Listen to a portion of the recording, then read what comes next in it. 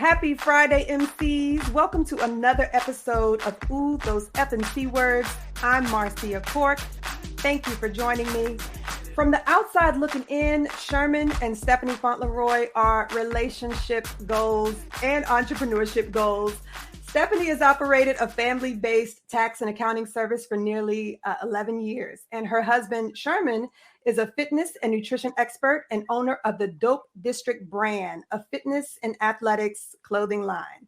Now, you guys met Stephanie back on episode 17, where she gave some feedback on my quick launch guide. Now she's here today with her husband to have a broader discussion about the roller coaster ride that is serial entrepreneurship, navigating it as a couple, and how to start a clothing line from the ground up. So we're talking wealth building, legacy, and living your absolute best life, even with the uncertainty and the instability of entrepreneurship. So thank you guys for joining me today. You're welcome. Thank you for having us. Absolutely. Thank you for for bearing with us as we worked out the live and all that good stuff. So I don't want to waste any more time. I want to have you jump right in. I want you to start with your backstories. Maybe start with you, Sherman, because I know your story doesn't start with Dope District brand. Maybe starts with the fitness and nutrition. Yes. Walk us through that entire journey. And Stephanie, you jump in wherever. Wherever. Stephanie has a story to tell, so we'll listen. Yeah. But then do you do this alone, Sherman, or Stephanie, Yes. Are you a co-owner with Dope District? Yeah. No, I'm not a co-owner. Okay. Try to be super supportive, on the back end. That's what wives do, but this is all him. Okay, all you. Yes. All right, well then jump in. Let's hear your origin story. Okay, so my story started because I've always been in sports and athletics, and I played high school basketball at National Christian Academy within Fort Washington. Okay, And what from year did you there, graduate? I went to George Mason University. Okay, And it was really crazy time there because back then there wasn't really no offense. It was run and gun. So we used to run with the parachutes on our back. So I was there for about a year. And then I was playing basketball in a league outside of the school and got injured and went up for a dunk, and someone smacked the ball down and fractured the L7 in my L7. So I was almost pretty much like a paralyzed almost. I couldn't walk. I couldn't do anything. I literally was at a point where I was on my back for weeks at a time until I really had surgery. I had a neurologist, went in and did microsurgery on my back and basically lasered out the spine part, the part of the nerve was hitting the nerve. So they told me I was going to be handicapped. They put me through physical therapy, and through the physical therapy, I kind of taught myself and kind of saw how my body reacted and became a trainer then. Became a nutritionist, started working at the YMCA in Fort Washington. And over that time, I started building my body slowly, going through fitness. So through fitness, I started that journey, and I just continued to build my body till I don't really have any issues or any pain anymore. I really basically overcame that situation. So then I started to brand myself in the beginning of last year, around in December, and I had about 500 followers on Instagram, and I just started marketing my workouts and things, and I went from 500 to I think I'm at about 8,500 now. Okay, so, and that just starting last year. Yeah, I did that from about November to about February. Okay, and then once I got around February, I got about 8,700. It's kind of dropped down a little bit. But after that, I started the brand in February, went in my 401k, and I basically took out money to buy the materials. I bought my own vinyl cutter, I'm doing everything myself, the software to do it, everything. So I make everything by hand. Like I literally make everything, and I went through the journey on my own, not using vendors, not doing anything, but just actually learning the craft of being a designer. From February to now, I have the website, the e-commerce site I've launched. We've also launched the athleisure party side, and that's been a big thing. Basically having parties where people wear workout clothing too and celebrate. and bringing good energy. Also, is a marketing scheme for the brand so people can buy more because we actually sell athleisure clothing. Okay. And we just started a part of the brand that me and her are part of together, and that's Dope District Cares, and that's a nonprofit. Okay. And that nonprofit will be basically for low income areas, sports programs that don't have the equipment or the proper gear and safety gear for the kids to play in the sports. So we'll be looking for low income areas to help out with those programs. Okay. And I'm definitely going to make sure I get some information on that before we close out. Definitely. Okay, but you jumped over a lot because we're already got to skip around, right? Brand stage. I want to hear about the nutrition and the fitness. How long did you do that? How long were you a trainer? Were you a personal trainer? Were you working with clients and things like that? Yes. All right, so I was a personal trainer at the YMCA for about 8 years. I was also a nutritionist there, and I also taught classes. I taught an ab class every morning. I taught the silver sneakers for years. It was basically the older seniors. They used to come in because they had to do specific exercises due to their ailments. I train young athletes for off-season training, strength training in the summers. I've done boot camps. I've pretty much done everything in front of me. Yes. Except train me. So pretty much from there, the nutrition part, I gained a lot of knowledge while I was a trainer there, and a lot of the guidelines that the YMCA allowed me to train and help, because we had to be in a guideline to train specifically for certain people. So I just basically taught myself that. Okay. Yes. All right. Now, see, that makes more sense. And then I also heard you mention a 401k. So we're going to talk about that. So are you also working a full-time job? You have a traditional 9-to-5 alongside all of this? Yeah. So, well, first I was working. So for the last, I would say since 99, I've been working as a fiber optic network engineer, and I work in the field as a field engineer. I've been doing this, both riding the fence for so long, but this year when I started the brand, I was doing, and I also have another company, so that's 3 companies. So I have a company called Fauntleroy General Communications, and we basically install flat screen TVs. We do audio, video, network wiring, anything like you got bars, things like that, or for businesses, any type of wiring. We do all that setup and fiber optic. So between that and my regular job and this, I just had to quit my job the day after my birthday, August the 2nd. I quit and resigned from my engineering network job. So this is me full time now. Wow. Yes. Kudos to you.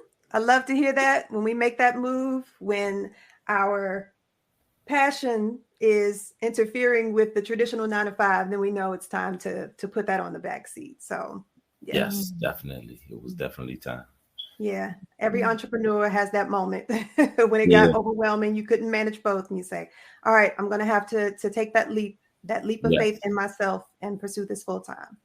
And this is my dream. So I'm living my dream. I'm part of the great resignation, I guess you could say. Absolutely. If not now, then when? Yes. Yeah. It's funny because we always taught our children to live that way. We always say, live your life and feel your passion. Even if it means you have to live in a efficiency for the rest of your life. Make sure when you get up in the morning to go do whatever it is that brings you income, that it brings you joy. Joy. Yeah. We always tell our kids that, but it took us 20 plus years to get to listening to what we preach, So it's exciting. But that's what the thing is, though, in instilling that in our kids, they've got time. If they pursue that at a young age, then they can be successful enough to, earn enough of a living on their own by the time they're adults. So, but if we're doing that and we support whatever that passion, that creativity is, then it can be done. by the time they're 18 plus and on their own. For example, my son, he's a gamer. And if you see my son, he's always got a device in his hands. So to outsiders looking in, they're like, this boy always has a device. He has too much, screen time and all that. But he is good. He's not just, he's amazing. Like he says he wants to be a gamer, and I believe he can do that. I believe he can have he can have a sustainable lifestyle. There's other people doing it. Why not him? Yes. Yeah. So I tell people, I tell other parents, I'm like, look, I know how you feel about devices, but my boy is going to have his device. Because there's a future in it for him. Yeah, there's a future in it for him. But back to your story. And I guess he got with the right one, because you and your family believe in entrepreneurship. We believe in it. Yes. We really do. We support it. We support just being happy, really just doing whatever it is that brings you joy, and income. You got to find a way to pay the two, right? Absolutely. But at the same time, happiness is paramount. So we always encourage that for them. And that's always been encouraged for us. My mom, she did come from a 9-to-5 environment, but she never deterred me. As a matter of fact, she's been retired for most of the time that I've been doing Baker's Tax Service. So most years she comes in and helps me, because it's always been a family, based business. My dad worked for himself his whole life. So, that's what I know. Okay. And so Baker's Tax and Accounting was your dad's practice initially, correct? Okay. It was practice for 25 years before I took it over. Okay. And then you took it over, you said in 2011? In 2011. Okay. In 2011. I came in around 2008, 2008, something like that. I came in around that time. He made me learn everything from the ground up before I was able to take it over. So I was definitely in there for about 4 years before, I took the reins. Yeah. So you were indoctrinated. So you were probably at his desk as a child. You know what? That's the funny part. I was not at his desk as a child. I had no idea what he really did for a living. None. And as a matter of fact, the thing that, kind of is in the forefront of my mind is that he ran for a city councilman. So he was really heavy into politics. As a child, I thought that was, more his arena. I had no idea what he did, until I was an adult. And I was like, I need to transition into something. And he was like, you can come work for me. And I said, okay. Okay. Gotcha. So that's how that happened. Yeah. Okay.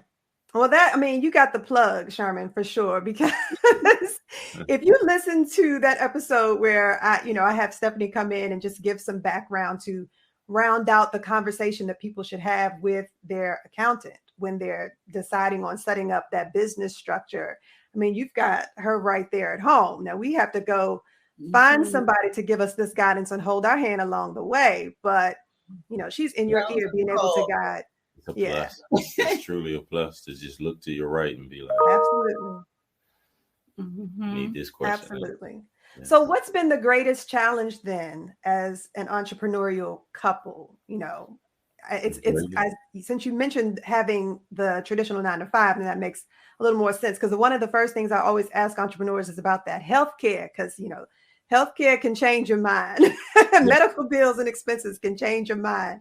So you had the full-time job, so you have had adequate healthcare and all that kind of stuff along the way. Yes. Yeah.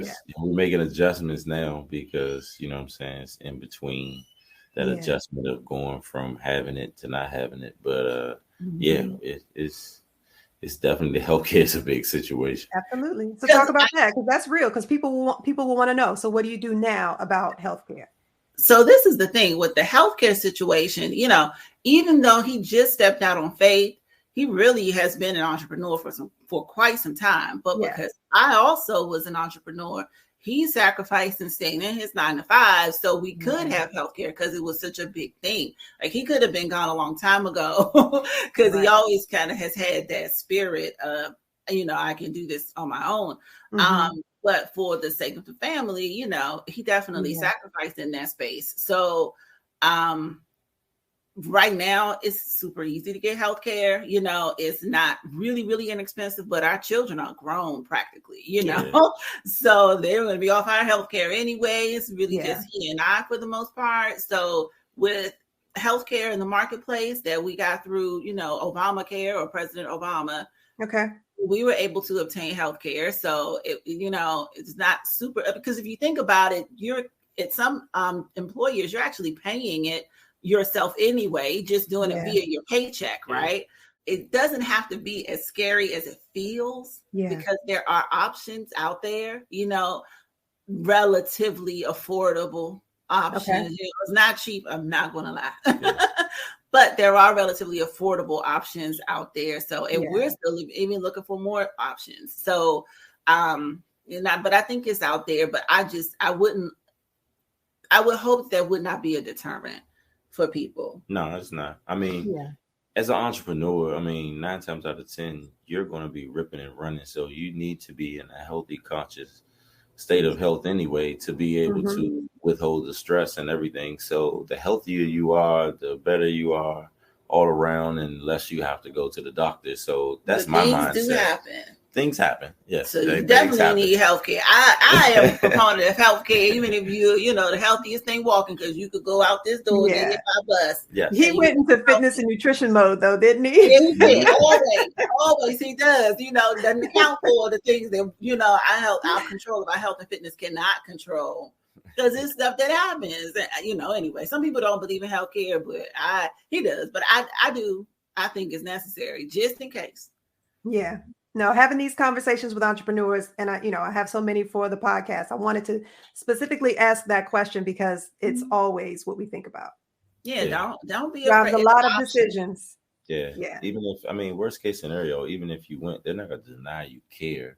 I mean, you might have to pay it back. You might have a bill that you might have to, you know, then there's the medical expenses, the hospital, and allocate each month. You know what I mean, to make it easy for yourself. But I mean, there's a will, there's a way. Yeah, absolutely. Yes, definitely. Okay, well, I think we're in a good place now to get back to Dope District. Tell me about your marketing strategy. You said you just went in guns blazing, basically, to build that following on social media. And did you say in about 5 months you were able to? Yeah, so it was about 3 months. It was about 3 months. And because I work out a lot, I just showed a lot of workout videos. I've been to California, to Muscle Beach. I've done a lot of footage and stuff that myself started creating videos. And I just started going into the reels real heavy. Just started blasting myself, and a couple of my videos went viral. One of my videos from California was the most visualized. I think that was about 275,000 views on that one. Okay. I think it's 270 or 280 now. But and that one just took my numbers up. I was literally that about a day. I mean, for like a week, I literally didn't even want to look at my Instagram because it went viral. It was going from people from other countries everywhere. It just started liking it, and I was happy with that. So was that strategic, or was that just happened? Yes, that was strategic. That was strategic. Yeah, because not for a long time, I've been conservative in fitness. I try to be, because I'm married, so I don't try to show but so much. I'm trying to be humble. So last year, I had somebody that was like, bro, you are literally a brand in itself. You should sell yourself. So, and I just said, well, I'm just going to give it a try. Yourself. Yeah, and that's what I had to do. I mean, really, that's to be commended, because everybody knows the thirst trap post sells. So if you've been a personal trainer for all these years, I am surprised that you just started doing that. Yeah, right. It's been there, but as you know, I respect my marriage, so I just kind of like. But this is the thing, though. I definitely, I feel like as a person, you can have self-control. You can control, your boundaries, but I do believe that you should use what you have to get what you want. To a degree, not in a manipulative way, but, because of what you do, you're a walking billboard for what you do. And it just makes sense to me. And so I've never discouraged that, but I guess, out of respect, I get it. I get it. And I appreciate it. I do. It's a slippery slope, Stephanie. Now you look, you're on the other side of it, so you don't know how it could have gone if he started some years ago. So. That is very true. That is very true. And I hate to have to fight somebody. I really do. I'm too cute for that. But I will. Yeah. But no, seriously. I mean, I do believe that he's the perfect model, perfect ambassador for his brand, because people, quite frankly, they want to look like him. Yeah. So, I think that's your moneymaker. Just like with models in their faces, that's their moneymaker. You know what I mean? So I don't have any opposition to it, because I trust them. So yeah. Well, this is what we talk about on the episode, representing your brand with confidence. That's what I talk to entrepreneurs about. Yeah. I'm sorry, I didn't mean to cut you off. Yeah. No, you good. Definitely. Good. So I took that basically and molded that into the marketing of the brand, and then I started the athleisure parties. And the athleisure parties were created more of a marketing scheme just to kind of get people eyes on the brand, just to see it more than just a brand, because we're more than just a brand. So I wanted to create this atmosphere of good energy and fitness and finance. So once I started doing that, the parties really was a marketing thing to get people to not only come, but to buy clothing. So in my parties, I literally had a staff of 15 people, and everyone had on Dope District attire. I made Dope District attire for everyone, even my dope athletes, which I haven't talked about yet, but my dope athletes came and everyone was in the attire. So if you saw something in the party you like, then that was a marketing scheme for someone to say, hey, I like that shirt. Let me come back. Or let me make it to the next party. I had someone say, I went to the first party and I ain't feel right. My fitness wasn't right. I seen some people in there their bodies was nice. So I ain't trying to come back. So I've been working out. I lost 10 pounds, 15 pounds, second party. So I'm ready, excited because now I can fit in with the other. So it's more of a mindset. It's kind of a brain tease for people, to get people just to be active more than anything. And that was more to the marketing scheme. So what's the cadence to the parties? How many have you had since you launched the line? How frequent are they? So I've had two, and I've had they've been about maybe 2 months apart. Okay. So something like that, 2.5 months apart. The first party was for entrepreneurs that's in fitness, because what I wanted to do is get them to show the party on live and get people that were standing behind them in fitness to bring us more to the, forefront. So if people can see like, hey, who's this? I know they're in fitness, but they're following this person right here and they're at a live fitness party. Let me check them out. So I went through more of a business collaboration marketing party for the first run, and then the second one, that's when I went into more of the players, and it was more of an experience for the clients and the customers. Okay, and so that's when you were talking about the dope athletes. Is that what it was? Yes. All right, so talk about that. So I have a branch called Dope Athletes, and we basically do NIL, which is name, image, and likeness, which is basically what they open it up to colleges, the NCAA, high school, NFL, and WNBA. And we basically go out, we support people, we rebrand them. So we'll have an athlete.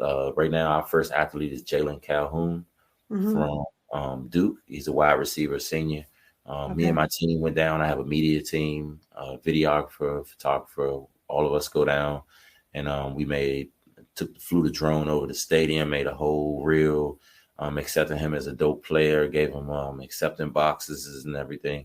And on our page, we create a landing page for him so that everyone can buy his stuff that we designed for him, and he gets a royalty back as him as an image, as his image and player, because for a long time players weren't allowed to get any type of outside sponsorship or anything. Young players. So when the NIL came along, we did a collaboration with our 3G, a sports agency, a young sports agency, and they have a lot of players, and we're basically working through them with their players to add on more and more players. Yes. Okay. So this was entrepreneurship. I mean, you are definitely doing a lot. So, Yeah. all right. Now, okay. So let me collect myself because I want to ask a You're series of really good. questions now.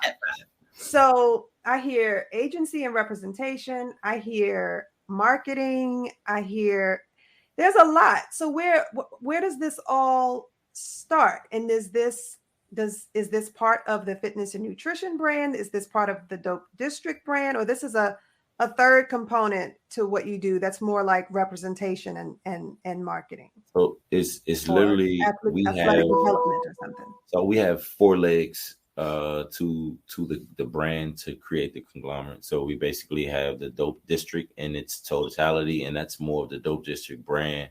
But under that falls the umbrella of Dope District Cares, Dope District Creatives, and Dope District Dope Athletes. Dope Athletes, yes. You got lost in it yourself.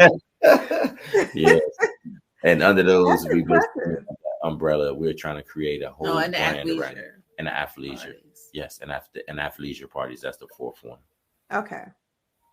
Okay. And so that's more like the events and everything, but everything you do for those events then gives additional visibility to the clothing line. Yes. Okay. And you still have time to do personal training as well, or did you? I don't really personal train. Now that's something I'm slowly going into, but I train a different way where I'll come out and train with you the first initial time. I'll tell me what your goals are, what your target areas are. I give you the exercises, work through you on the initial training. Then after that, I'll come back and check on you. I'll call you and text you and motivate through that. But other than that, after about 2 weeks, I'll come back and check again. And every 3 weeks, we'll do a progress and check and see where you are and go according to that. I'm more, because it's easy for me to be flexible. Because of the limited time. Yeah, so I can't really stand there and motivate people anymore like I want to. But we will be doing more stuff, or he will be doing more stuff with the youth, in training the youth, specifically in conditioning. So he'll be doing that soon. Yeah. For a lot of the training for the youth is in the off seasons, but it'll be off season for off season players. So right now, the main 2 majorities are basketball and football. When they slow down and a lot of the playoffs start and seasons tend to slow down and end at the end, that's when I'll start to pick up. Because people want to grab their kids and keep them motivated right while they're still in it so that they don't fall away from it. So I'm definitely looking into that probably first part of the year. And working with the youth makes sense. I can see how you could easily acquire the younger players. No, but what about, like you said, professional and college level? How do you attract those clients? And I ask that because, with entrepreneurship, there's always this period of imposter syndrome or feeling like you don't have enough credentials or credibility to reach out to people and establish that audience. So how does that come into play? How is it that you're able to, have legs to stand on to reach out to some of these clients and land them? As far as training them, I don't really train any professional athletes or any athletes on that level. I can. The avenue has been opened up for me to just meeting and networking with a lot of people that have higher end clients that deal with those types of clients and be like, hey, I need someone trained. You're a trainer as far as that. But as far as the pro and the collegiate athletes, they pretty much are locked in with their trainers and their nutritionists at whatever camp they're in. So even if I did, it would be in the off season. They probably still would be on site, whatever they are already training at. And so most of the time I don't really touch those players because they've already over inundated in that space. As far as the other players, that's why I'm in the NIL to catch the players in high school and players, moving up so we can do scalability. But as far as anything, I can't say that I have any NFL and WNBA players or anything like that because of their restrictions of training.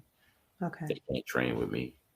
And NIL, you gave the acronym earlier, but is that an agency of some sort? What is NIL? NIL is basically what NCAA created NIL, name, image, and likeness, is Mm-hmm. basically something that they created for all sports players. Right now in the DC metro area, they just opened it up for high school NIL in DC. Me and my agency, we're basically recruiting players in DC. They haven't opened it to Maryland yet, but they opened it to DC high school players. It's slowly trickling down. Mm-hmm. The highest NIL player right now is LeBron James' son, who's 7.7 million. And he doesn't even play for a team. He makes 7.7 million just because he's, LeBron James' son as an NIL player. Okay. But I mean, he is really good too, not taking that from him. But there is opportunity for people to grow and for these young athletes to see what it feels like and be able to regulate the sponsorships and things that goes on around them. So when they do get to the league, it's really easy, or they'll just reach back and pull us because we've been there with them from the beginning. And that's what we're looking for, scalable players so that we can scale with them. Okay. You are schooling me. I'm going to have to do some research on that myself. Yeah. Yes. All right. NIL is definitely, it just happened. And it's been a big thing right now for a lot of college players. Even Deion Sanders on Earn Your Leisure was a huge part of information and dropped some real big gems on NIL. Okay. I actually wanted to talk to you guys about that. So this is a good segue. Tell me about InvestFest and how that drives or influences some of the decisions that you want to make, and some goal setting for wealth building, for when you want to retire, all of that, because I'm just intrigued. I wasn't able to make it there myself, but I know it was amazing. 12,000 plus participants. Oh my God, it was so amazing. It was incredible. Were you there as a vendor, or were you just there to enjoy as an attendant? Tell her what your goal is. Okay. No, so I didn't know if you wanted me to speak. Well, in answer to the question about us being vendors or whether he was a vendor or not, the answer is no, but he has intention. Okay. Yes. So my intention. So we went last year, and we went as just regular invited. We took the VIP tickets so that we can get in specific rooms. Okay. And it was probably one of the most life-changing events that I've ever been to in my life. I think everything that I'm doing right now has something to do with that weekend. I mean, it was just really an epic weekend to be around. I mean, the amount of energy that was in that room for entrepreneurship, for people that was homeless maybe 5-6 years ago, and now they're millionaires and billionaires, and it's just it was such an amazing place to be in. We got there the first day. We got there late. We thought we was getting in late, and we weren't late. We got in. We was able to see some really nice people. We were really upfront, VIP. We were at 19 Keys and different people on the first night. The second day, God opened some doors for us. And when I say in an amazing way, so there's a room that's supposed to be a $10,000 room that you have to have a wristband of $10,000 to get in. And these are all the speakers and everyone that's supposed to be on stage. Well, some reason she had to go to the restroom. We go through that door, but the guy that was there happened to be one of the nicest guys I ever seen in my life. He was like, "Hey man, you guys belong in this room." Oh wow. We went in the room. Literally opened doors for you. Literally opened the doors. Yes. And the door was right across from the women's bathroom. So it couldn't have been no more. So we're standing there, and because I have a different goal for the brand, and the end goal has something to do with NFTs and through some other things as far as the metaverse and things like that. So of all the people to walk in was Idris Sandhu, Jay-Z's NFT technology guy. And we happened to have a very high level conversation between me, him, a couple other guys in 19 Keys. And it was probably one of the most inspirational conversations. She recorded it. After we finished, she gave me like a hug. It was just like a whole powerful. It was very powerful. Yeah, sounds like it. I met so many. I met all the Earn Your Leisure guys. I met Something about being in the room. Something about being in a room. Absolutely. Yes. VIP is not VIP for a reason. I mean, VIP is VIP for a reason.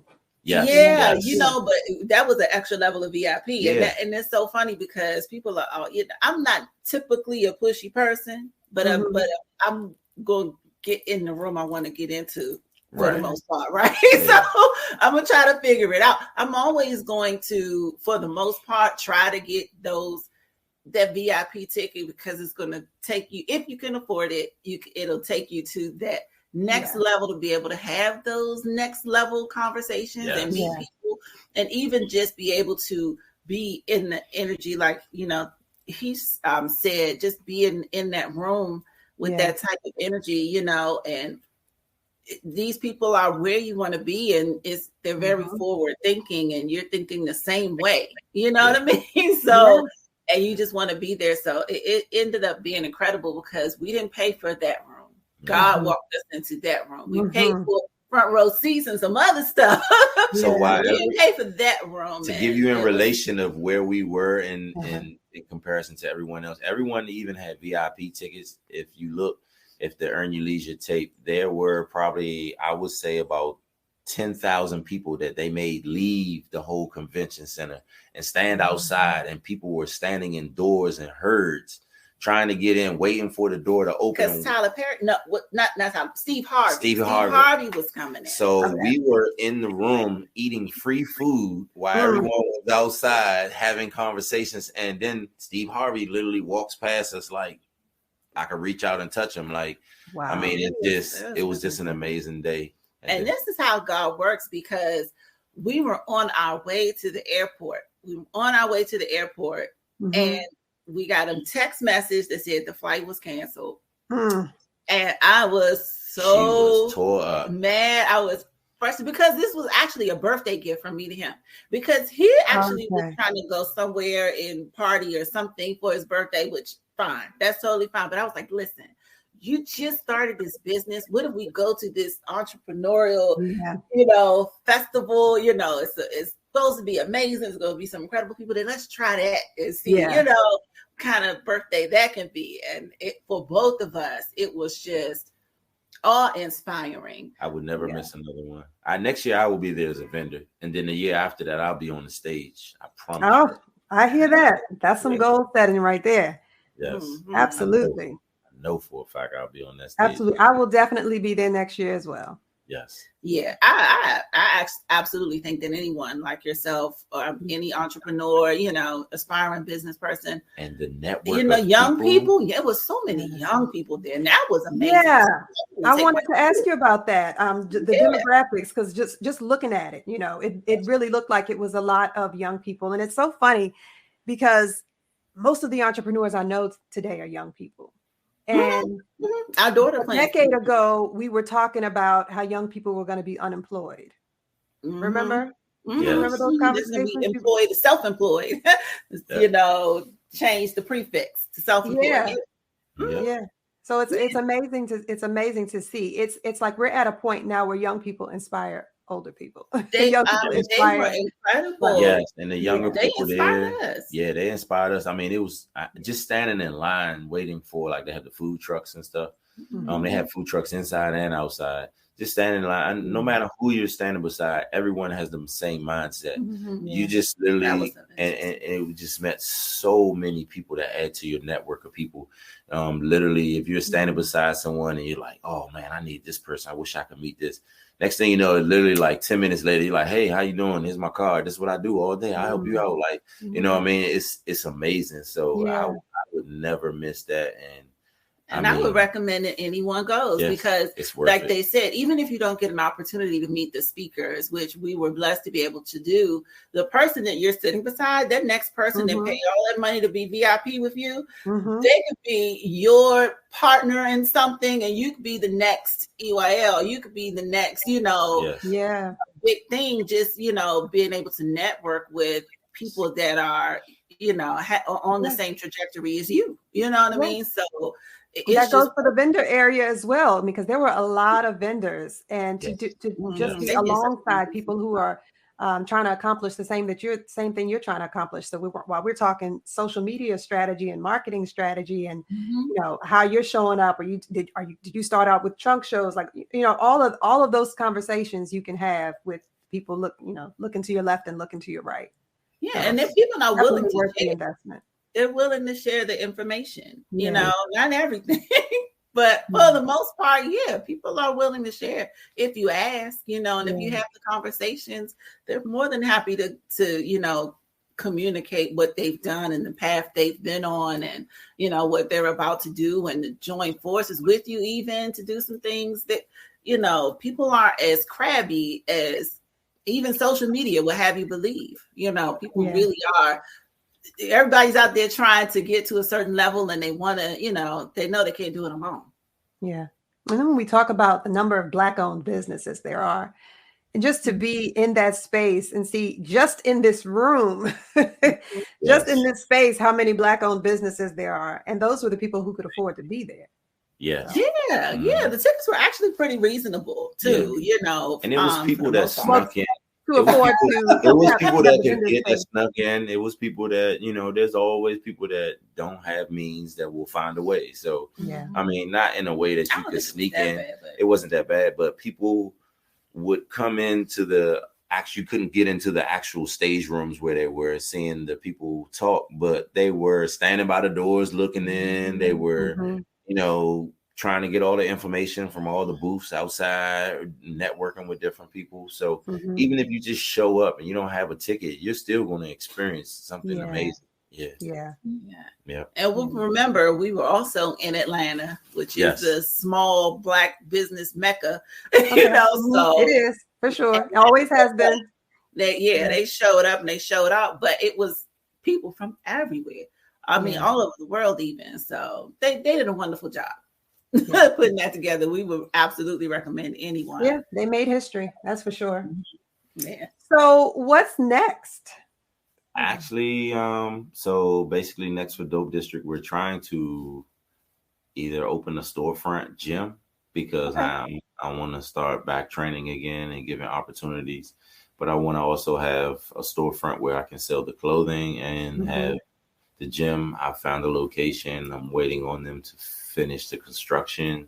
Should be done next month, so I'll finally know something.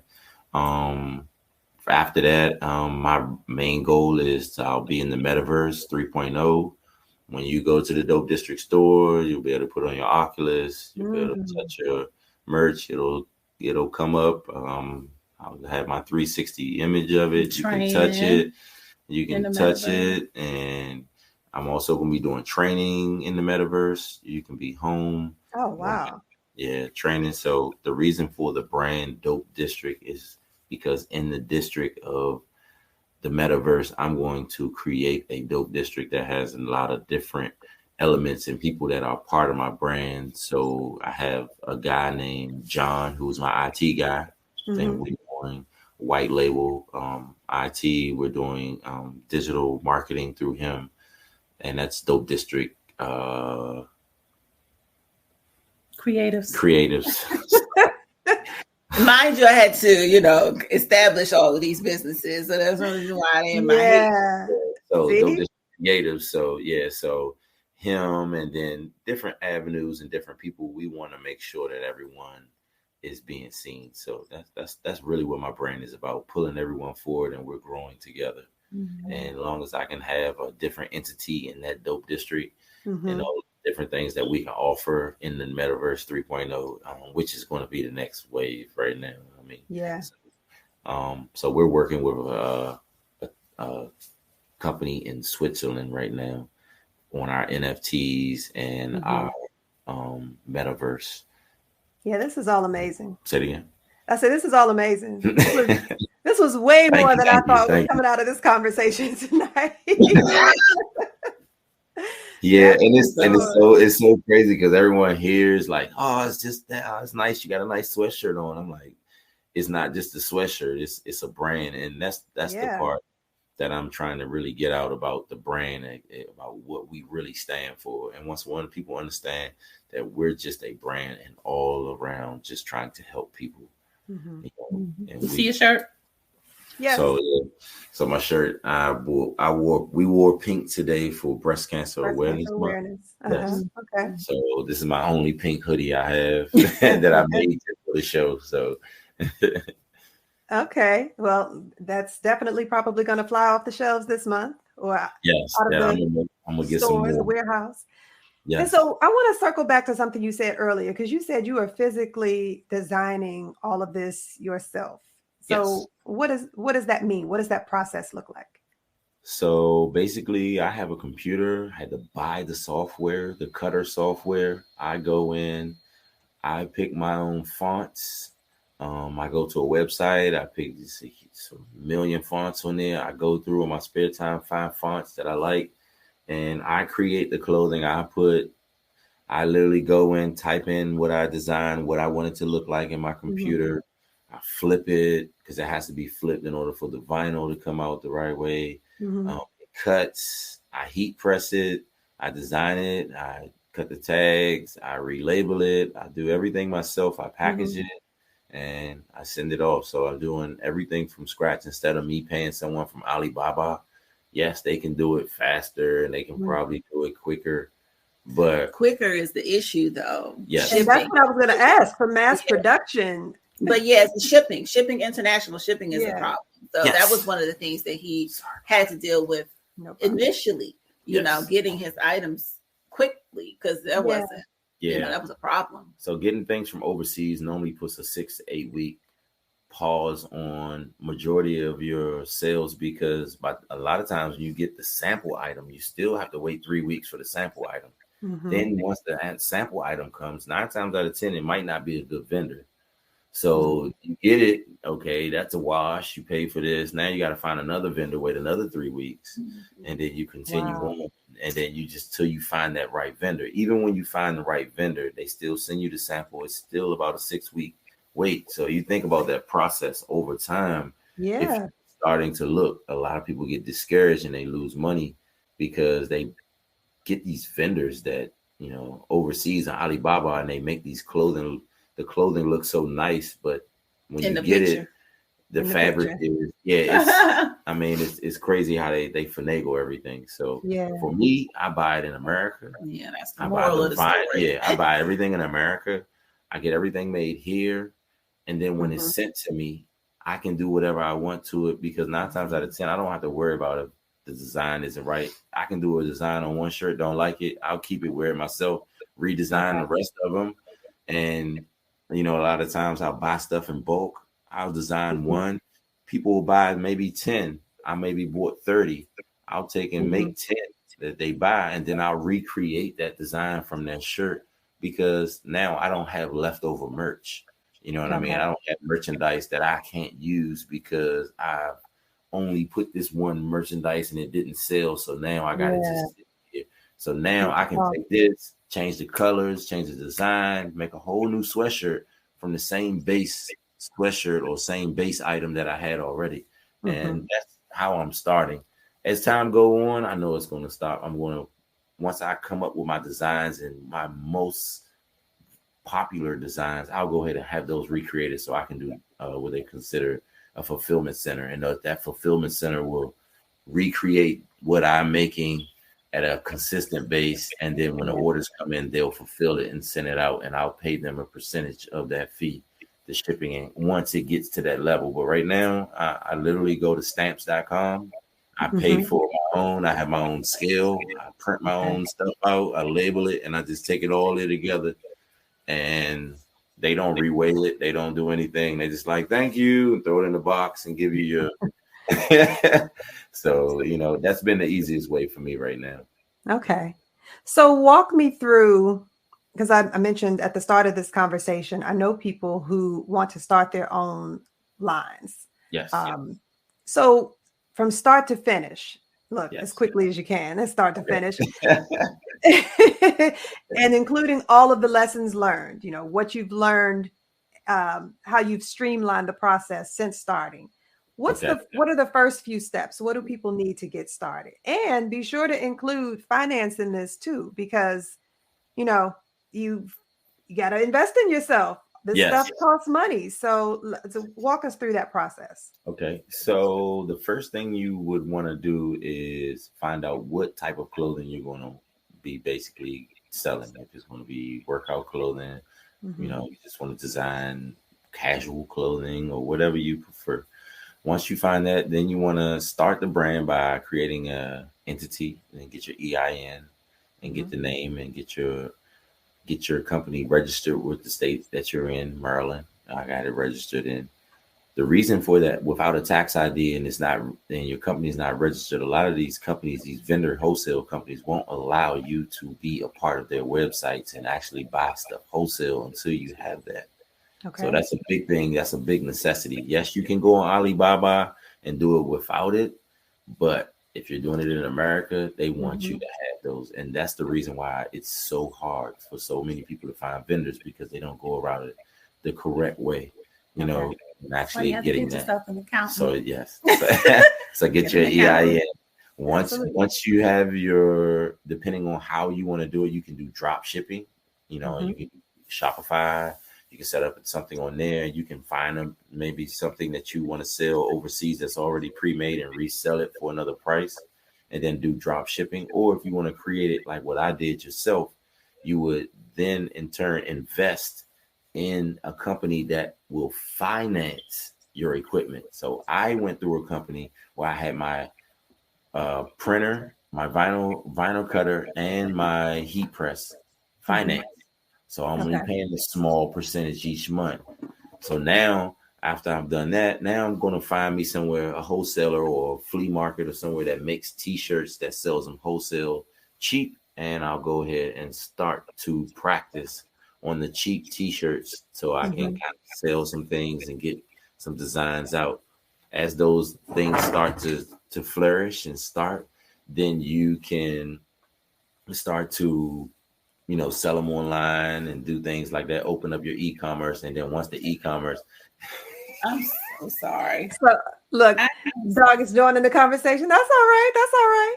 Okay, so this is a good time to jump back in. Then a couple of things. So being able to have this type of equipment finance, now you have to have good credit. Now, is this personal credit or is this business credit at this point? Personal credit, because your business credit isn't established yet. Exactly. In order to establish that business credit, you definitely it takes time, and you have to go get that a business account. And once you open that a business account, now you have to start to do things in that business by either opening up a small the credit prepaid like credit card or something within inside that account to establish credit. And as a credit gets established more, then things will be easier for you to buy things. But in the beginning, the financing of it will definitely have to come out of your own pocket.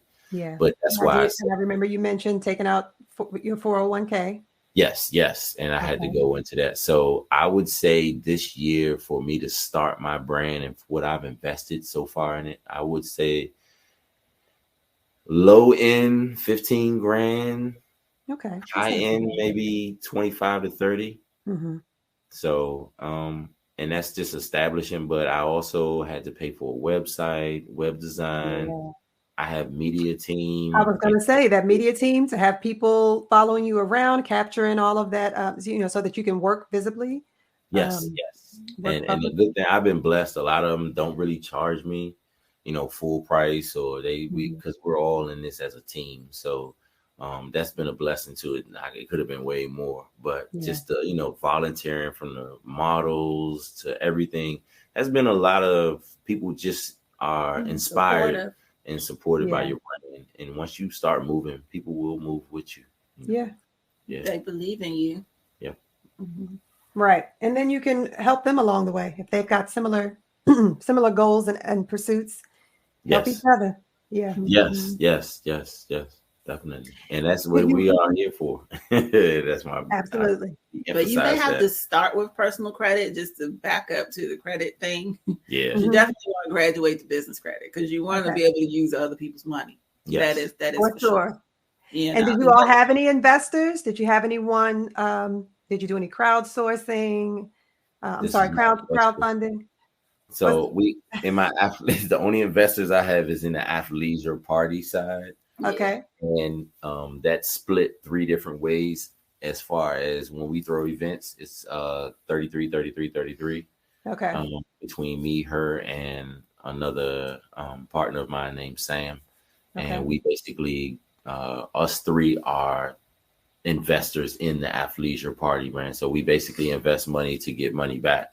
Of course, the first couple of parties you don't really get, so it's been an investment in, but not really much back. But at the same time, we do have, I am allocating certain people in certain spots and certain branches so that people can have the duty of being that part of Dope District, so that when it does grow and it does start to get more capital in that side of the brand, then they'll be the first one to see it, because I'm putting people in position for us to. Yes.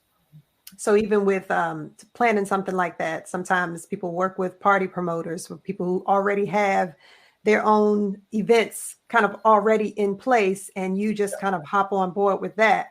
Any of that, or this is all? This is all us. This is we doing. Last party we invested over $7,000 into our rooftop party. I'm talking from a lighting guy to the food to bartenders to, the decor. The decor. We had a decor person come. 2 girls come all the way from North Carolina and Charlotte to come up, and everything just was. Even the people that lived in that were in the building, because it was on the 20th floor of a lounge area that overlooked. You can see MGM and everything in Alexandria. Even the people in the building were like, "I've never seen this place look like that." Like, we really went in, yes, and transformed. We did a lot ourselves, and we had a lot of help. Yes. We enlisted people like contractor space, but in terms of the event planning, I think next time we do it, somebody else can do it. Because that's a lot. It is a lot. That is not our forte. We do a lot of things, but that really is one of them. Even though party turned out great, so we had great ideas, but we need someone else to implement them. Yeah. Because we just want to show up to the next ones. Right. I hear you're doing enough already. That's for sure. Yeah. Okay, so we deviated a bit. I threw you off in the process. Was there any more to the process that you want to make sure you share with people? Marketing is key. You have to market. Just because you have a house full of clothing doesn't mean everyone knows that you have a house full of clothing. So the biggest thing is you have to market it. You have to. I've gotten into the place, I know people, if you're not a person that you're not on social media and you're like, I'm not really, don't want to be. Branding is not for you. Branding is not for you, because I'm telling you, you have to be in people's face. People only will, just like any other commercials or anything, Allstate commercials, anything you hear, you hear that tune, you hear it, you automatically know it's Allstate. Why? Because they drive it in your face all the time. You have to constantly post constantly all the time, 2 to 3 things a day. And it can be overwhelming, because social media, just the platforms of being on it, can be stressful in itself. But it's something that you have to do. Necessary evil. Right. Yes. Right. Either that or have someone do it for you, a media person. And then that's someone else that you have to pay up front. Right. Exactly. I will never buy clothes again. I can tell you that. And I will. Well, that's the thing. Rep your brand. Yes. Everywhere he goes, he does. He has on Dope District something. Something. Yes. Yep. And that continues. That goes back to being that walking billboard, like we were talking about earlier. Yeah. Yep. And that's why I still have to go to the gym every day. And even though I wake up every morning and I you're tired, but I'm still an ambassador for my brand. I have a certain, look that I have to keep to try to make sure that I sell my brand. Right. Especially, I'm 45. It's not a lot of 45 people that work out like me. So I'm trying to advocate health. So I wake up 5 o'clock every morning. I go to the gym 3 hours a day. It's not easy. All right, so let's touch on the media team, because I know a lot of people are at that point too, knowing that they have to keep up with social media, and if they are not, the right people to do it, knowing that they have to make that type of investment. How often are you with them? How many hours of content do you all try to have at your disposal to make those edits and recreate different things for reels. And you don't have a social media team. When he says media team, he's talking about his videographer and his photographer. No, that's what I mean. How many hours of content? Talking about content creating people. Oh, okay. How much video footage? How many pictures? That type of thing. How frequently do you all get together? I would say maybe every 2 weeks. It depends on what we're doing. We try not to space it out too much, but when we're together, we get a lot of content. So even when we're just in the process of shooting whatever we're shooting, or we're starting to shoot it, we take behind the scenes content. We take in regular content with our iPhones, and then we're taking content whatever comes from the picture. So you got all this content at one time, and everyone's sending it to me. They edit the video. My videographer edits the video and chops it up, and his nickname is Chop Suey. That's what we call him. So he chops it all up, and once he chops it all up and sends it back, then I'll post that. And then Scott sends, my photographer, he'll send all those high def photos, and we just basically take, and I'll just create reels with them and things like that. So I meet like 2 times a week. They are on my pay scale through royalties, through right now they're working through athlete for the NIL program. So so basically, when I sell a shirt or a portion of the shirt, I give them a percentage of every sale through every player. Gotcha. So as time goes on, their price scales, they get more money, more players, the business scale, they scale, everybody wins. And then and once it gets to a certain point, then we'll be under contract. It's definitely a different day to look at people who started their businesses, or at least started connecting with people and building a following 8 years ago versus today. So before, you could build a following and then your content could actually be pushed to that following. Yes. So back then you could build when I look at people who have been on Instagram since 2014, 2016, 25,000 followers here, 90,000 followers there. You can't build that same following. Not organically. No, not organically. And that's the thing for me. Like, I only have 500. Well, I'm like 30 away from being at my first 500 organically followers on my Dope District brand. Yeah. So, I'm not upset that it's only 500, but I started in February, and every person that I know every person that I've talked to, every person that I've literally had to say, hey, this is my brand, check me out. So this is I know these numbers not going to disappear when these aren't fake accounts and things like that people have to do. I mean, you have to do what you got to do. People, all these blue checks and things. It's a lot of different ways to do it, but I feel like organically, if you build it, not only will you have the followers, but you have the people that really want to stand behind your product and actually you'll have the community.